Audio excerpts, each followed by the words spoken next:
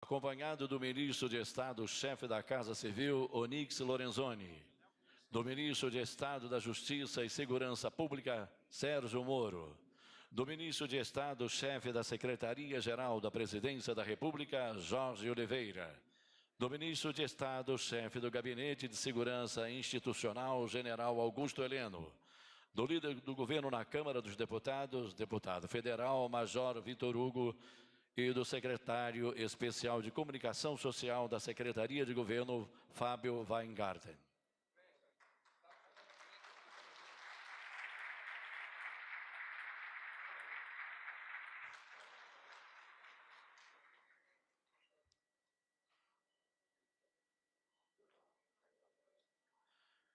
Dando início a essa cerimônia, será executado o hino nacional brasileiro.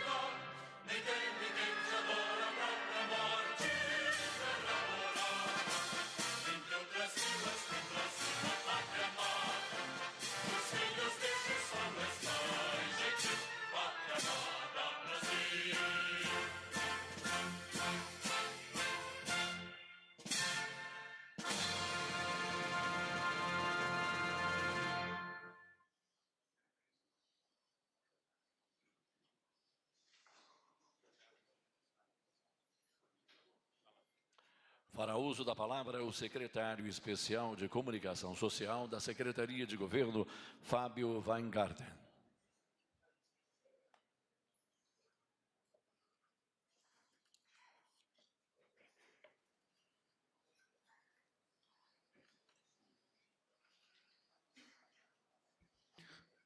Bom dia a todos.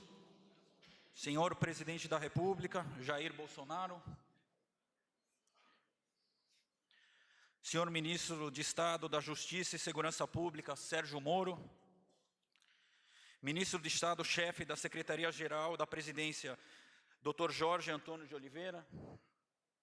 Ministro de Estado, chefe do Gabinete de Segurança Institucional, General Augusto Heleno. Senhor secretário executivo da Casa Civil, Vicente Santini. Senhor líder do governo na Câmara, deputado Major Vitor Hugo. Senhores parlamentares, autoridades, representantes de veículos, colegas de governo, autoridades da segurança pública, e ao meu ministro, senhor ministro Luiz Ramos, que está numa missão no Nordeste, minha saudação a ele, meu abraço a ele. Desde que minha equipe e eu assumimos, essa é a 4ª grande campanha que a Presidência da República coloca na rua, como falamos carinhosamente, no mercado de comunicação. Primeiro, lançamos a campanha da Nova Previdência Pode Perguntar. Foi um grande esforço de comunicação para esclarecer a população brasileira sobre a verdadeira reforma e combater as fake news que confundiam as pessoas e prestavam um mau serviço para um projeto tão necessário. Depois, em setembro, lançamos aqui mesmo, no Palácio do Planalto, um projeto inovador para ajudar a retomada da nossa economia, a Semana do Brasil, uma nova data para o varejo brasileiro. Na segunda-feira, presidente, estive no IDV, Instituto de Desenvolvimento do Varejo, para fazer um balanço da Semana do Brasil. Resultados práticos: aumento de 11,3% nas vendas do varejo em comparação com o mesmo período do ano passado. Mais de 15 mil empresas participantes. E veja só, presidente, já temos a data para a próxima Semana do Brasil. Em 2020, será de 3 a 13 de setembro, contaremos com o aprendizado desse ano e teremos mais tempo para a gente se organizar. E já posso anunciar uma novidade. Convidaremos organizações e iniciativas que atuam com voluntariado, como Pátria Voluntária, para também se engajarem na Semana do Brasil. Também em setembro, numa verdadeira força-tarefa, lançamos uma campanha para defender a imagem do Brasil no exterior. Comerciais de TV, internet, em vários idiomas, inglês, francês, alemão, espanhol, para mostrar o Brasil com S para o Brasil com Z, que olha apenas um lado da notícia. E hoje lançamos a tão esperada campanha do anticrime que o ministro Sérgio Moro havia nos encomendado e por várias razões adiamos o seu lançamento. Primeiro, para não conflitar com a votação da reforma da Previdência. E segundo, porque essa campanha traz relatos verdadeiros de vítimas de crimes. Tivemos o cuidado e o sigilo com a privacidade dessas pessoas. Estamos muito orgulhosos em poder contribuir numa tarefa tão fundamental para o governo: comunicar. Vivemos tempos difíceis e de total transformação na comunicação. Vemos hoje uma verdadeira guerra de versões, cada qual com seu interesse, muitas vezes deturpando a realidade. Todos sabem que o Brasil está indo no caminho certo. Estamos crescendo, geramos empregos e fazendo as mudanças que o presidente Bolsonaro prometeu. Acredito que governar é também comunicar, com dados corretos, transparentes e com informação de qualidade. E posso dizer desde já que este governo está fazendo muitas coisas boas para o país. Por isso, tenho absoluta certeza que a SECOM continuará colaborando incansavelmente com esse novo Brasil. Muito obrigado, vamos à campanha.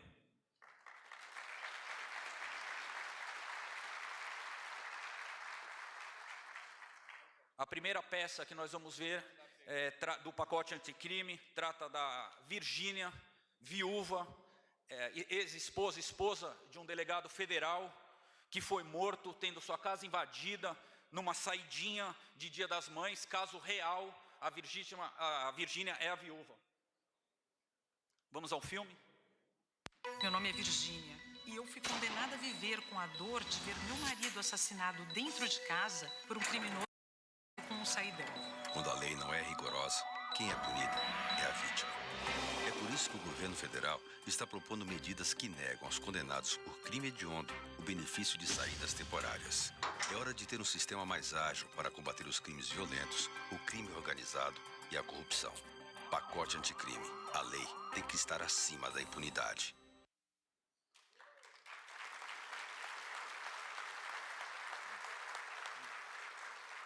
A gente vai ver um pequeno testemunho da Virgínia, que vai dar alguns detalhes da ocorrência.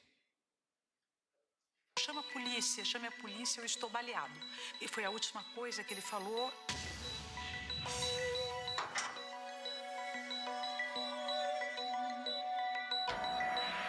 Um dia após o Dia das Mães, neste dia eu desci, não abri a porta, não retirei o jornal, por mera coincidência, subi rapidamente e logo mais chamei o meu marido para que descesse para fazer o café da minha filha. De repente eu ouvi inúmeros disparos. Quando eu desci, que eu virei em direção à sala da minha casa, ele estava vindo, gritando, chame a polícia, eu estou baleado. E foi a última coisa que ele falou, eu amparei nos braços, eu coloquei no chão. Foi quando ele teve a primeira parada, eu o reanimei. Neste meio tempo, telefonei para a polícia, dali chegou ao hospital, ele teve nova parada, foi reanimado, chegou ainda com vida, e aí, infelizmente, ele não resistiu. 2 indivíduos que acabaram por realizar esse crime. Um deles estava na saída do Dia das Mães. Olha, ele não roubou um pacote de bolacha, ele roubou uma família inteira. Ele acabou com a paz de uma família.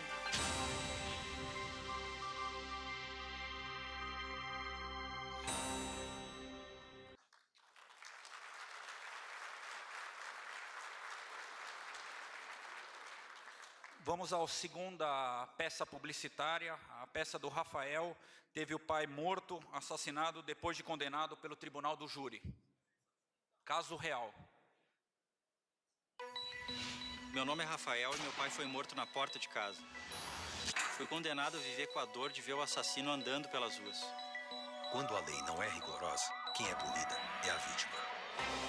É por isso que o governo federal está propondo medidas que garantam que o criminoso cumpra sua pena logo após a condenação pelo tribunal do júri. É hora de ter um sistema mais ágil para combater os crimes violentos, o crime organizado e a corrupção. Pacote anticrime. A lei tem que estar acima da impunidade. O terceiro filme, da Luísa. O seu marido foi morto também a facadas e ele foi libertado, não foi preso após a condenação em segunda instância. Vamos ao filme? Meu nome é Luísa e meu marido foi morto a facadas. Fui condenada a ter que suportar a dor de ver o assassino solto, mesmo já sentenciado em segunda instância. Quando a lei não é rigorosa, quem é punida é a vítima. É por isso que o governo federal está propondo medidas como o cumprimento da pena logo após a condenação em segunda instância. É hora de ter um sistema mais ágil para combater os crimes violentos, o crime organizado e a corrupção. Pacote anticrime. A lei tem que estar acima da impunidade. Muito obrigado.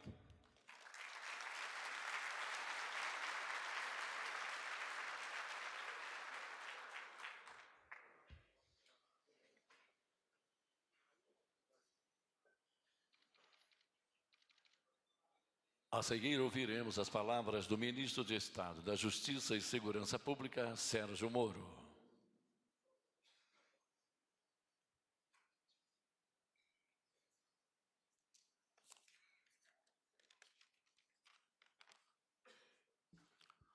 Bom dia a todos. Eu gostaria de cumprimentar o senhor presidente Jair Bolsonaro, que é o grande mentor desse governo, desse plano e dessa proposta de endurecimento em relação ao crime organizado, ao crime violento e ao crime de corrupção. Aproveito para agradecer a oportunidade de apresentar essa proposta, esse projeto de lei, essa campanha publicitária no âmbito do governo federal. Gostaria de cumprimentar aqui todos os queridos colegas ministros, General Heleno, o nosso aniversariante do dia, o ministro Onyx, ministro Maria Tereza, ministro Weintraub, ministro Osmar Terra, ministro Bento Albuquerque, ministro Roberto Campos, ministro Damares, ministro Wagner Rosário, ministro Mandetta, ministro André Mendonça, ministro Jorge Oliveira. Pelo menos foi os que eu visualizei aqui, sintam todos-se cumprimentados. Gostaria aqui de cumprimentar igualmente todos os queridos parlamentares aqui presentes, parlamentares federais.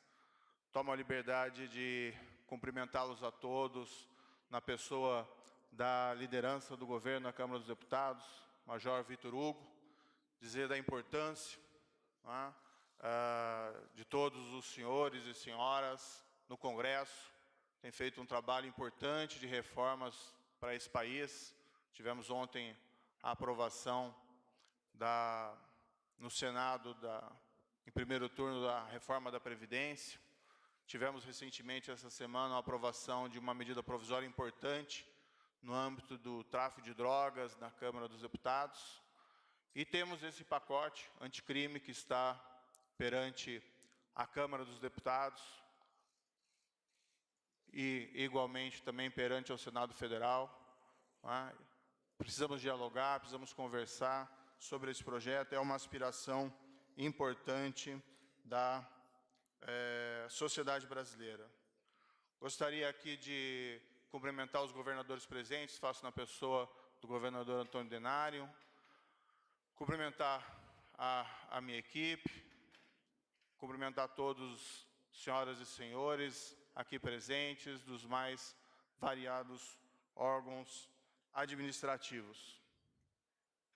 Gostaria aqui de mandar uma mensagem especial de desejo de recuperação ao general Vilas Boas, que, por problemas de saúde, acabou sendo internado. Espero que ele tenha uma pronta recuperação. O general Vilas Boas, sempre um exemplo para todos nós, não é? Um homem dos mais respeitados da vida pública brasileira.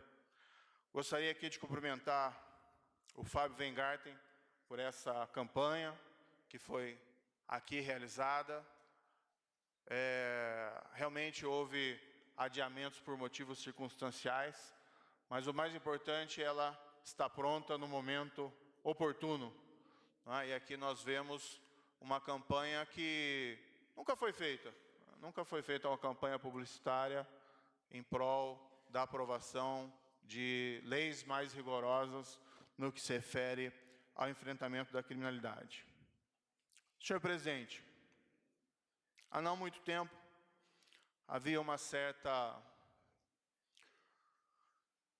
percepção de que vivíamos em uma terra sem lei e sem justiça.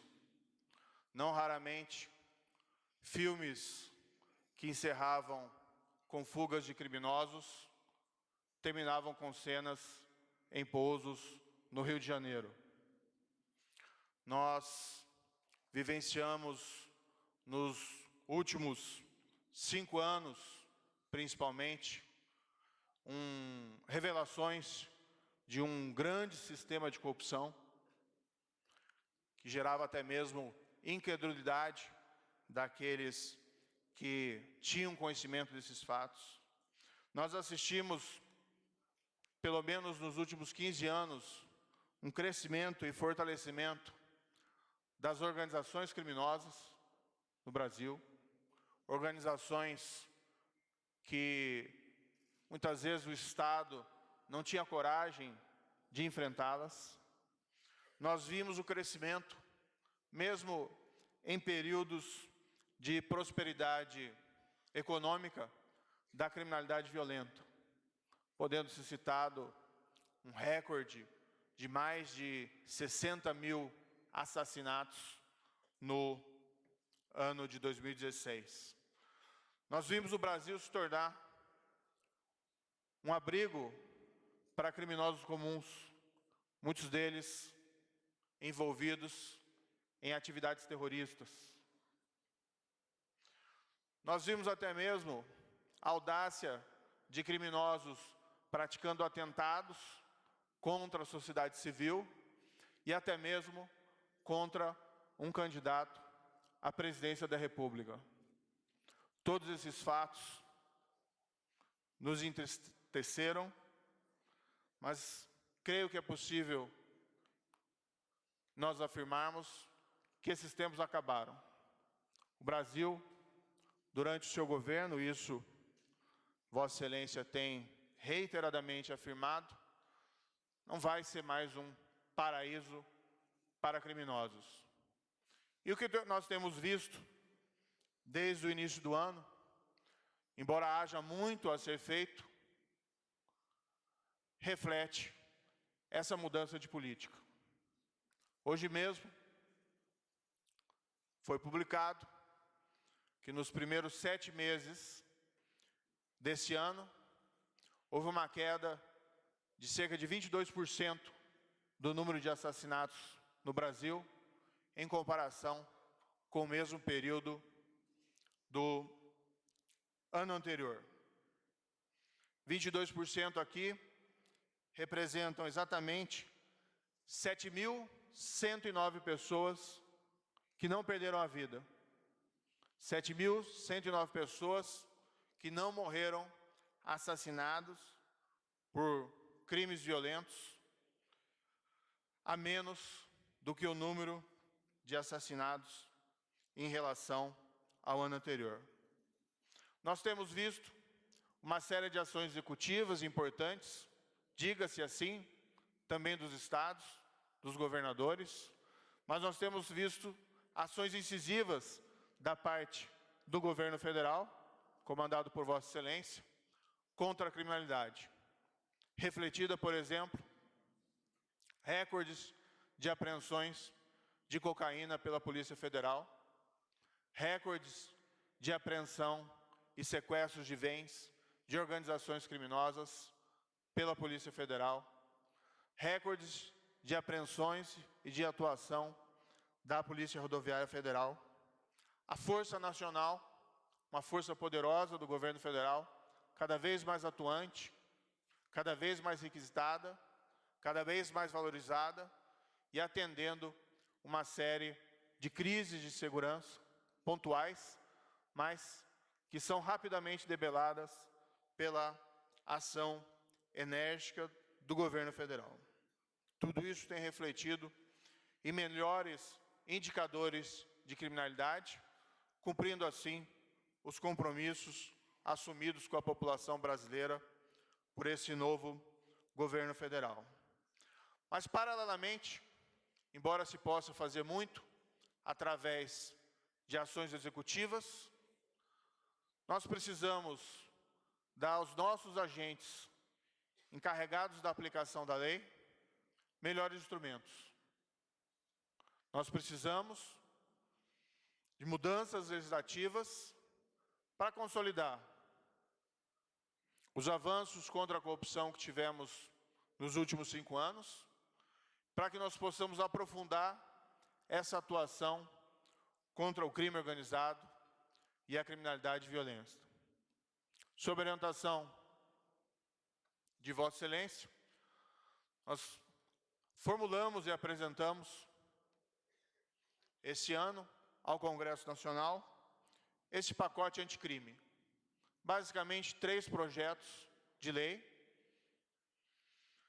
que tratam de aspectos diferenciados, com várias medidas que são importantes para que nós possamos avançar nessa área. Ações executivas são importantes, mas mudanças legislativas são igualmente fundamentais.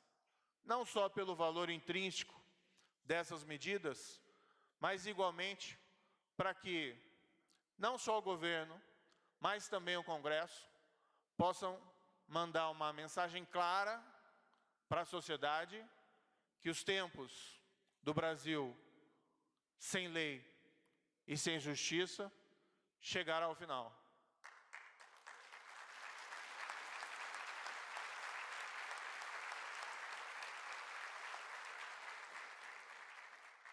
Que o crime não compensa, que não seremos mais um paraíso para a prática de crime ou para criminosos. Nesse projeto, não vale aqui, não é o caso aqui de elencar todas as medidas propostas, apenas faço referência a questões pontuais. Nós estamos propondo consagrar na legislação a execução da condenação criminal a partir do julgamento de segunda instância. Esse é um legado do ministro Teori Zavascki, saudoso ministro Teori Zavascki, que capitaneou a Operação Lava Jato no âmbito do Supremo Tribunal Federal. Nós estamos propondo que após uma condenação por assassinato no tribunal do júri, que desde logo a pena seja executada. Isso tem um potencial enorme para redução da impunidade desse tipo de crime no Brasil. Não estamos descurando de medidas importantes de investigação para a resolução de crimes. Nós estamos propondo, dentro do projeto, a ampliação do banco de perfil genético de criminosos, uma moderna impressão digital, que tem um potencial reconhecido internacionalmente para que crimes, e especialmente crimes graves, sejam solucionados. Tivemos recentemente um exemplo do potencial desse banco de dados na resolução de um assassinato cruel ocorrido há 11 anos na cidade de Curitiba, de uma criança de 9 anos, e que o criminoso permanecia desconhecido até que teve o seu perfil genético recolhido na prisão por conta da legislação já existente e cruzada essa informação com o perfil genético já colhido quando da descoberta do crime 11 anos atrás. O governo federal, além de, talvez pela primeira vez, estar de fato cumprindo a lei, que foi essa lei do Banco de Perfil Genético de 2012, colhendo e executando a lei, também propõe a sua ampliação para que nós alcancemos um número maior de casos graves, criminais, solucionados. E nós prevemos também, no pacote anticrime, medidas simples, mas que reputamos eficazes contra organizações criminosas de todos os tipos, de toda a natureza. Inclusive, propomos que algumas delas, que já são notórias e conhecidas entre nós, sejam nominadas na legislação. Impomos às lideranças dessas organizações cumprimento da pena em presídios federais que não têm histórico de rebelião, fugas ou utilização de aparelhos celulares.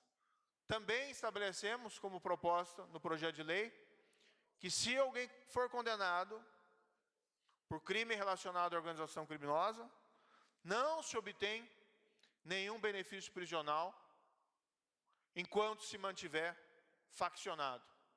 A ideia aqui é uma medida que desestimule a permanência do vínculo entre o condenado e a organização criminosa.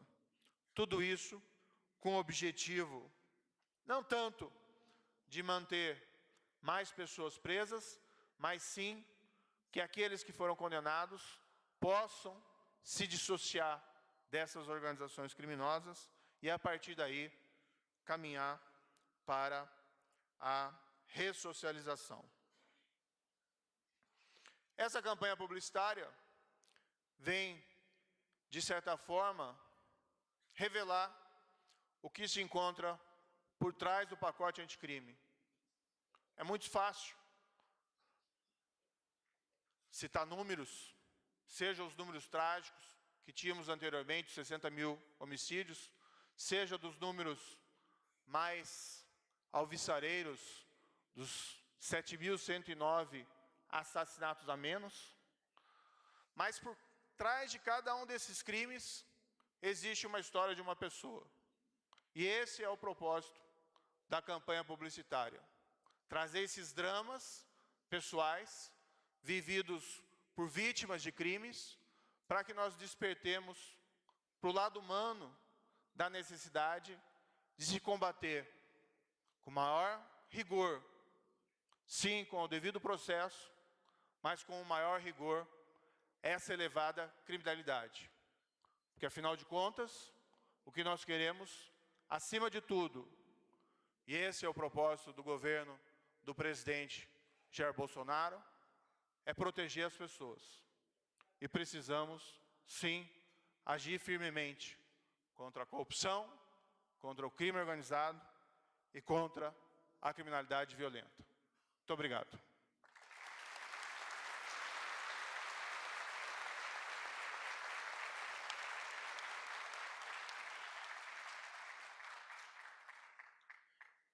Senhoras e senhores, com a palavra o presidente da República, Jair Bolsonaro.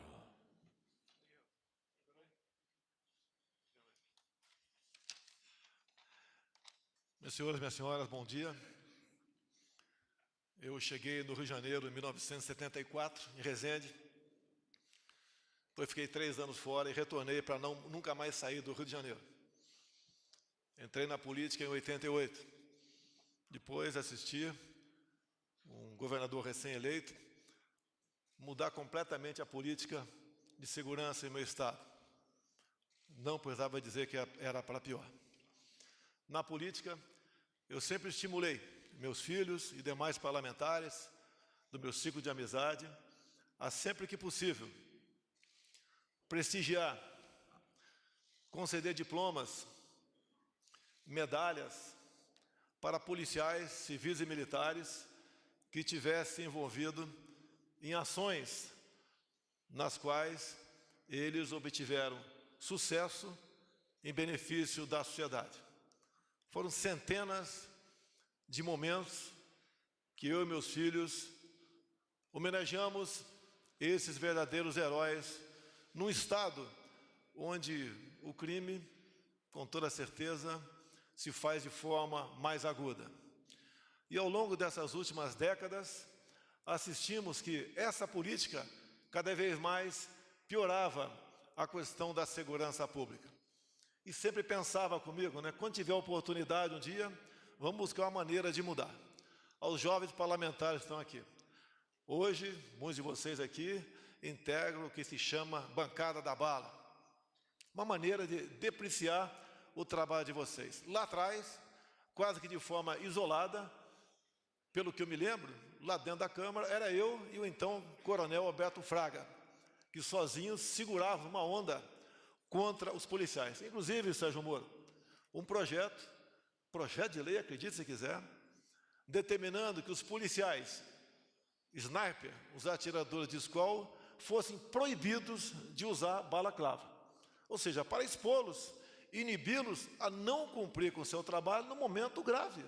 Que mesmo um policial que está atrás de um fuzil de precisão, apontando para um marginal que tem à sua frente um inocente, para ele pensar 2, 3 vezes antes de puxar o gatilho.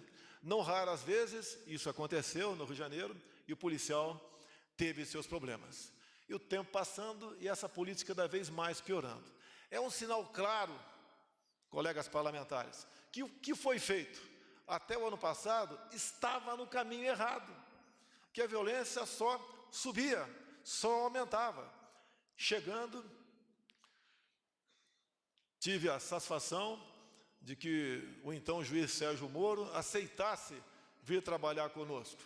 Um homem que abriu mão de 22 anos de magistratura. E agora, em parte, nós conversamos muito, ele também sente que somos impotentes em algum momento, mas estamos vagarosamente conseguindo ganhar a guerra da informação, tendo o apoio de deputados e senadores, estamos mudando. Agora, mais do que isso, é a postura. Uma das medidas, iniciativa do Sérgio Moro, foi espalhar pelo Brasil, ou tirar do seu habitat presos perigosos. Por si só, a cadeia de informação foi cortada, o crime diminuiu. Então, foi uma das primeiras medidas bem-sucedida. Eu confesso aos senhores, todos nós ficamos preocupados com aquela ação que foi, se não me engano, início de fevereiro.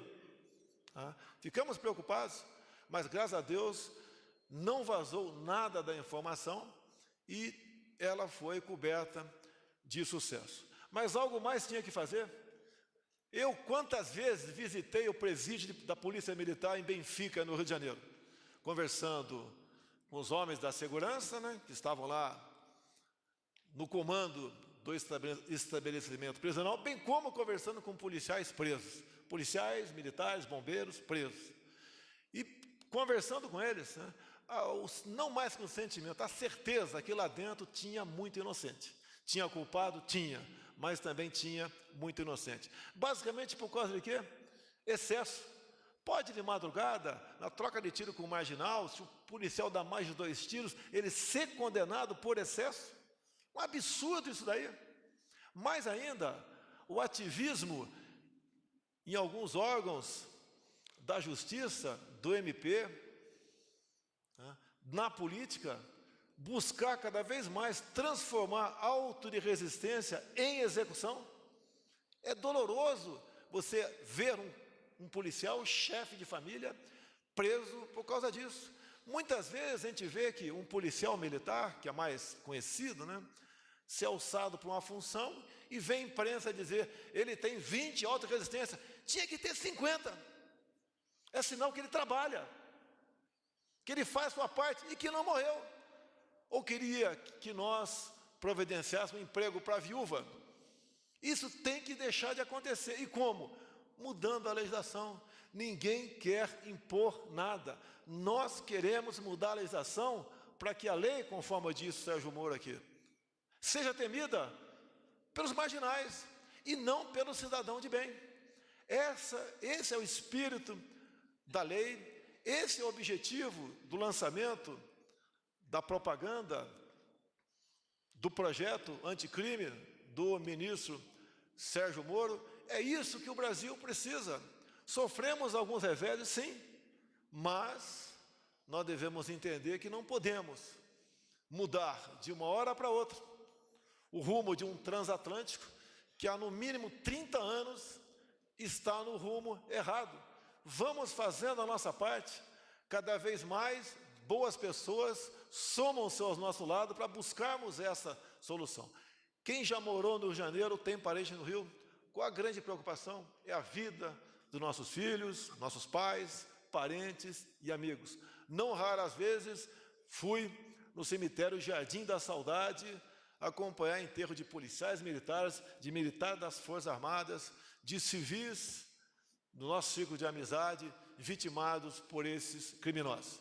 Tenho a certeza, em havendo e haverá o consentimento do Parlamento brasileiro, essa proposta será aprovada e aquele que, porventura, no futuro, após a lei sancionada, quiser praticar um crime, porque são crimes premeditados, vai pensar muito, muito antes de cometê-lo, porque sabe que uma vez cometendo, certas regalias, como saidões, deixarão de existir.